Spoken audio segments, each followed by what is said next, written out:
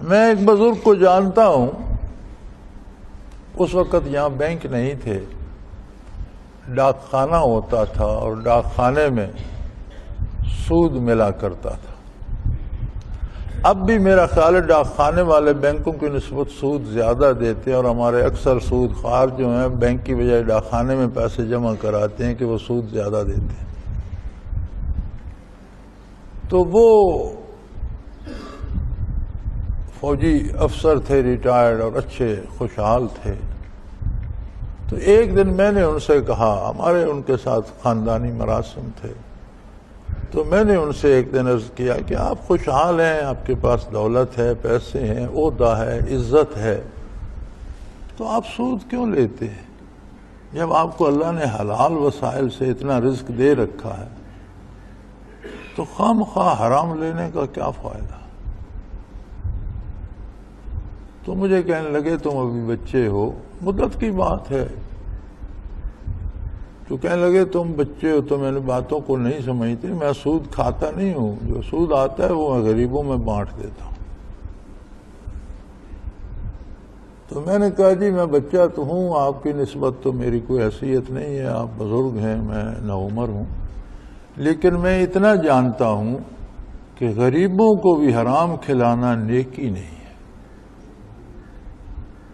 بلکہ میں نے انہیں مثال دی تھی کہ آپ اپنے گھر کے لیے بکرے کا گوشت لے جائیں اور غریب کو کتا مار کر کھلا دیں تو یہ نیکی ہوگی؟ حرام کسی کو بھی کھلائیں وہ نیکی تو نہیں ہے۔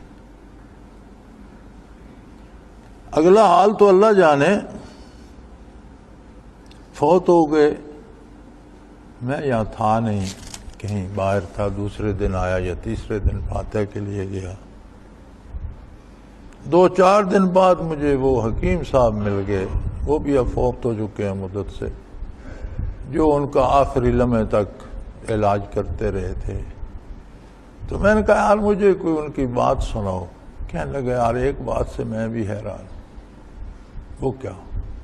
کہنے لگا ان کو سخت درد تھا، تکلیف تھی، درد ہوتا تھا، کہ ایسا مرض تھا کہ انہیں ٹیسیں بہت سخت درد ہوتا تھا، تڑپتے تھے، ہم نے گولیاں بھی دی، انجیکشن بھی لگائے درد کے سکون والے، لیکن وہ کو درد ایسا تھا کہ تھمتا نہیں تھا، اور بڑے زور سے ہائے ہائے کرتے تھے، مکان سے باہر کیا حویلی سے باہر بھی سنائی دیتی۔